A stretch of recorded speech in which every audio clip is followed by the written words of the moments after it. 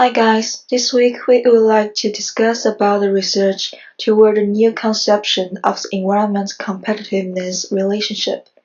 So the relationship between environment goals and industrial competitiveness has normally been thought of as involving a trade-off between social benefits and private costs, which has been metaphoured as kind of arm wrestling match by the author. But the research here argues that the debate has been framed incorrectly. We will go through the research from 6 aspects: the link from regulation to promoting innovation, how innovation offsets occur, early mover advantage in international markets, answering 4 criticisms of the traditional model, designing environmental regulation to encourage innovation, and the imperatives for the companies. Instead of social benefit, the research focuses on private cost, and from this angle, it argues that properly designed environmental standards can trigger innovation that may partially or more than fully offset the cost of complying with them. And some people might ask that if innovations are so profitable, why is such regulation necessary? And the truth is that we are currently in a transitional phase of industrial history, where the companies are still inexperienced in dealing creatively with environmental issues. The environment has not been a principal area of corporate or technological emphasis and knowledge. And also, the consumers are unaware of the cost of resources efficiency in the packaging they discard, the scrap value they forgo, and the disposal costs they bear. Rather than attempting to innovate in every direction at once, firms in fact make choices based on how they perceive their competitive situation and the world around them. In such a world, regulation can be an important influence on the direction of innovation, either for better or worse. The research argues that properly crafted environmental regulation can serve at least 6 purposes. First is regulation signals companies about likely resource inefficiencies and potential technological improvements, because companies are still inexperienced in measuring their discharges, understanding the full cost of incomplete utilization of resources, and conceiving new approaches to minimize discharges. Second, regulation focused on information gathering can achieve major benefits by raising corporate awareness. Third, regulation reduces the uncertainty that investments to address the environment will be valuable. Greater certainty encourages investment in any area. And fourth, regulation creates pressure and motivates innovation and progress. Economists are used to the argument that pressure for innovation can come from strong competitors, demanding customers, or raising prices of raw materials. Fifth, regulation levels the transitional playing field. During the transitional period to innovation-based solutions, regulation ensures that one company cannot gain position by avoiding environmental investments. Regulations provide a buffer until new technologies become proven and learning effects reduce their costs. At last, regulation is needed in the case of incomplete offsets. We readily admit that innovation cannot always completely offset the cost of compliance, especially in the short term before learning can reduce the cost of innovation-based solutions. In such cases, regulation will be necessary to improve environmental quality. Innovation in response to environmental regulation can take 2 broad forms. The first is that companies simply get smarter about how to deal with pollution once it occurs, including the processing of toxic materials and emissions, how to reduce the amount of toxic material generated, and how to improve secondary treatment. This sort of innovation reduces the cost of compliance with pollution control, but changes nothing else. The second form of innovation addresses environmental impact while simultaneously improving the affected product itself or related process. In some cases, these innovation offsets can exceed the cost of compliance. The second sort of innovation is central to the claim that environmental regulation can actually increase industrial competitiveness.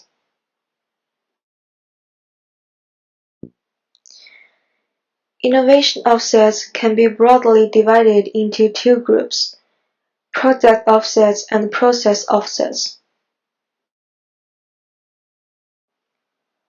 Product offsets occurs when environmental regulation produces not just less pollution, but also creates better performing or higher quality products, safer products, or lower product costs, which perhaps from material substitution or less packaging, and products with higher resale or scrap value, or lower cost of product disposal for users.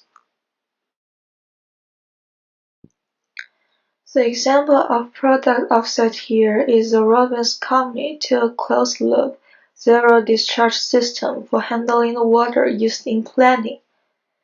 And the Robbins Company is a jewelry company, and it was facing closure due to violation of its existing discharge permits. The water produced by purification through filtering and ion exchange in the new closed-loop system was 6 times cleaner than city water, and led to higher quality planting and fewer rejects. So the result was enhanced competitiveness. Process offsets occurs when environmental regulation not only leads to reduced pollution, but also results in higher resource productivities, such as material savings, due to substitution, reuse, or recycling of production inputs, higher process yards, better utilization of byproducts, less downtime through more careful monitoring and maintenance, lower energy consumption during the production process, reduced waste disposal costs or safer workplace conditions, and reduced material storage and handling costs. The example of process offsets occurs at Ciba-Geig's dye-stuff plant in New Jersey.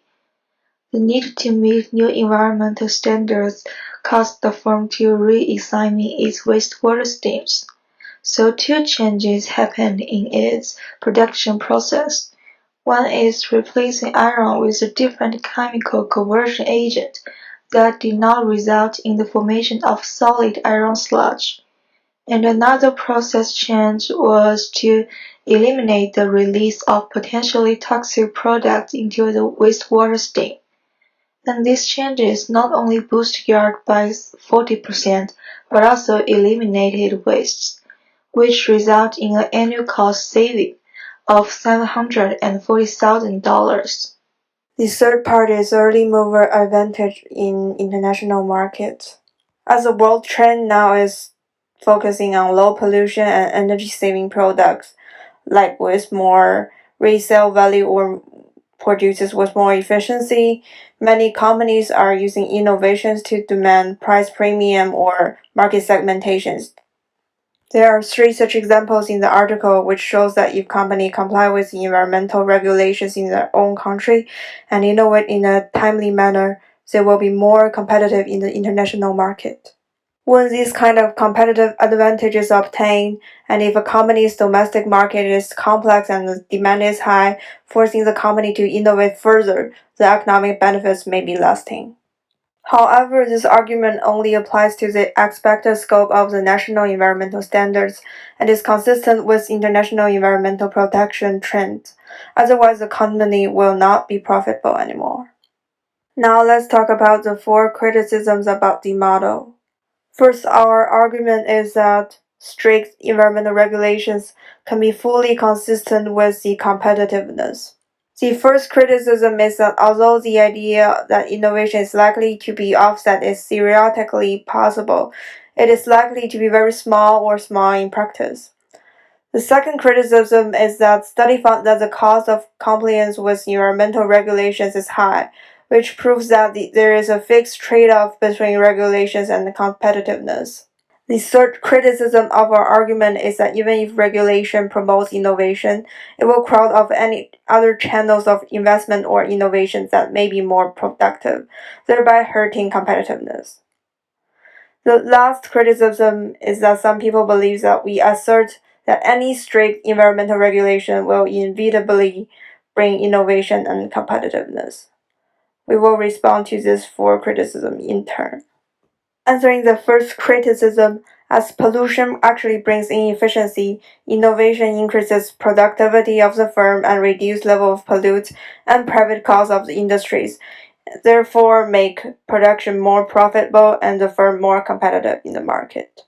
In production, for example, emissions are a sign of inefficiency because firms have to spend extra money to deal with the emissions and pollutants.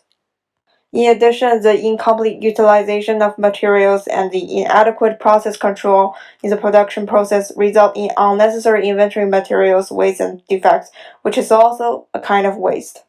And after the production process, when the consumer discards the packaging, it also wastes resources and increases costs to the company.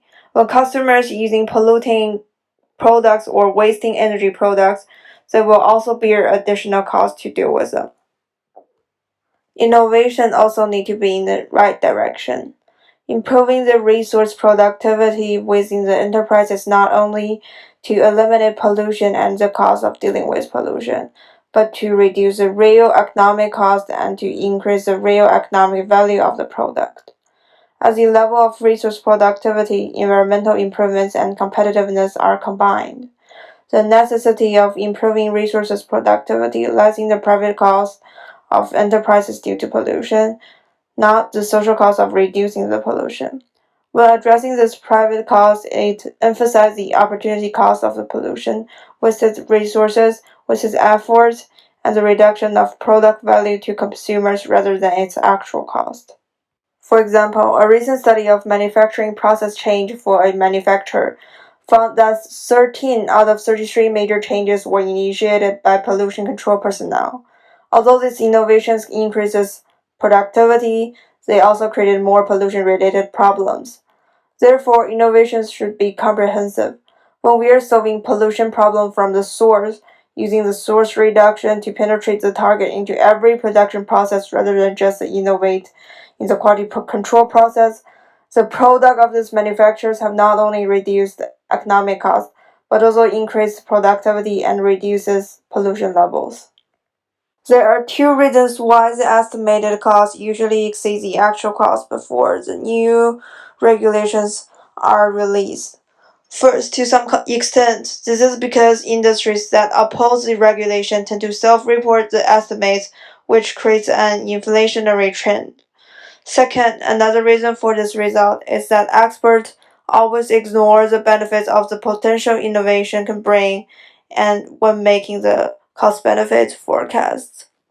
The 3 examples in the article as shown in the slides all show that after the exaggerated cost increase assumptions were made before the introduction of the new regulations, the actual situation turned out to be that technological innovation reduced the production costs of the products and transaction costs are also reduced, the products productivity increases and brought companies profit.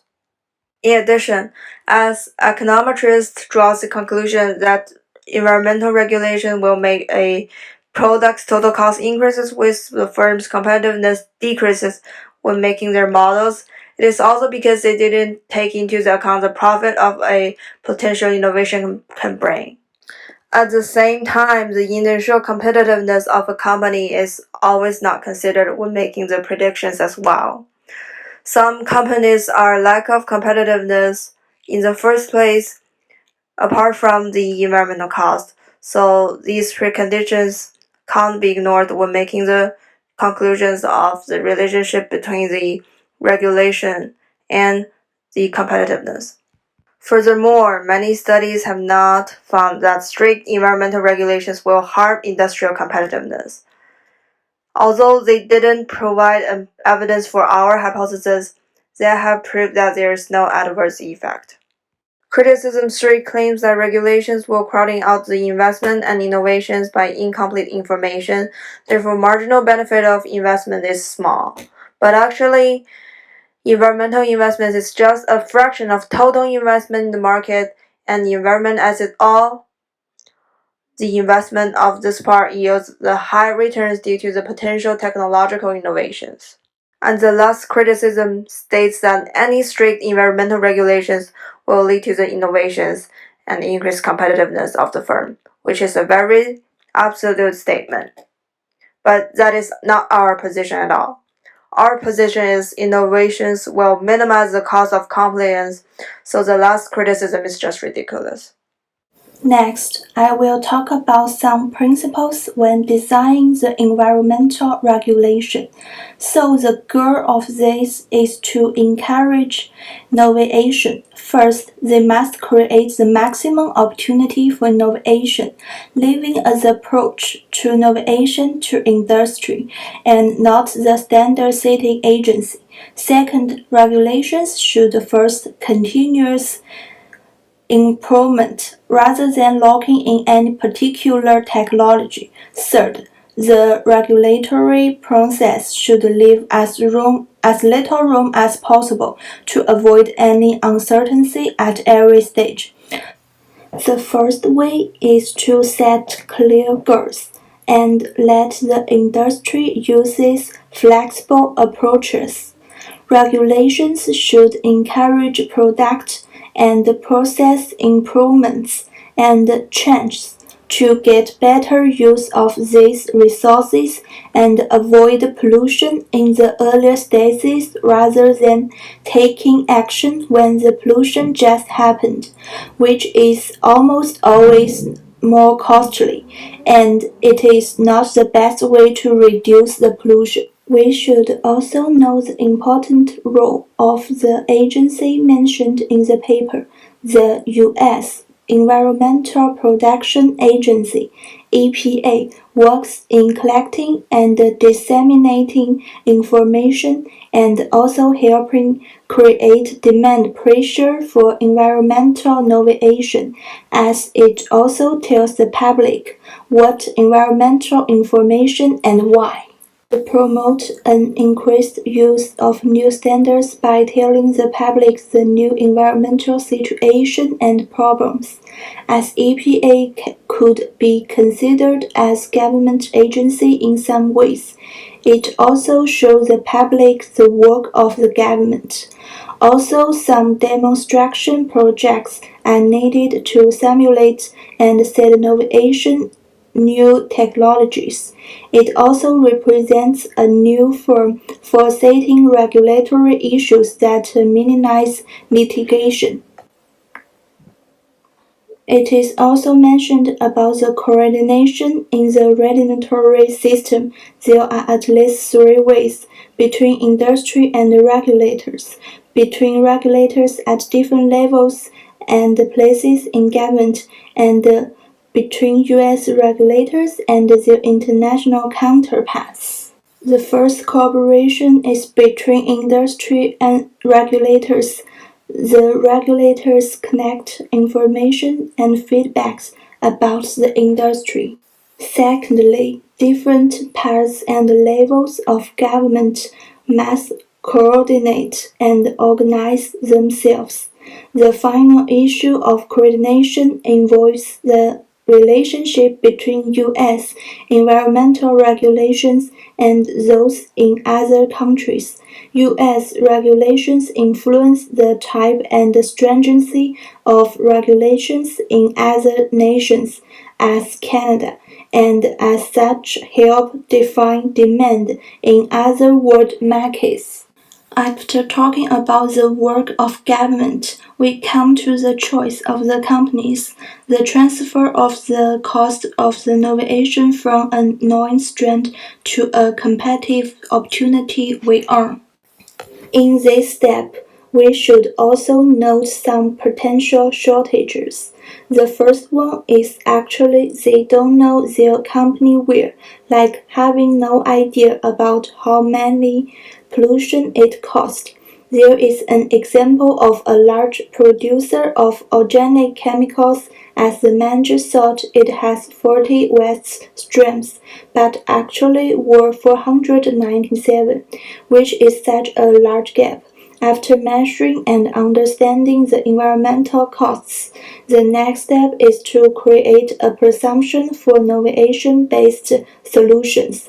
It is also helpful if we consider the environmental strategies as a general management issue.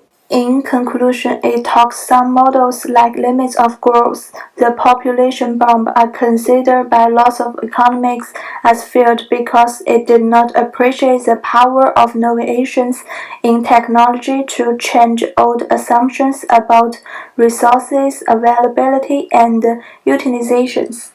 To achieve the transformation from innovation-based solution to environmentalism and industrial competitiveness, an entirely new way of thinking about the relationship between environment and industry competitiveness, one closer to the reality of modern competition. The focus should be on relaxing the environment competitiveness trade-off rather than accepting and was it steepening it. Thank you for watching.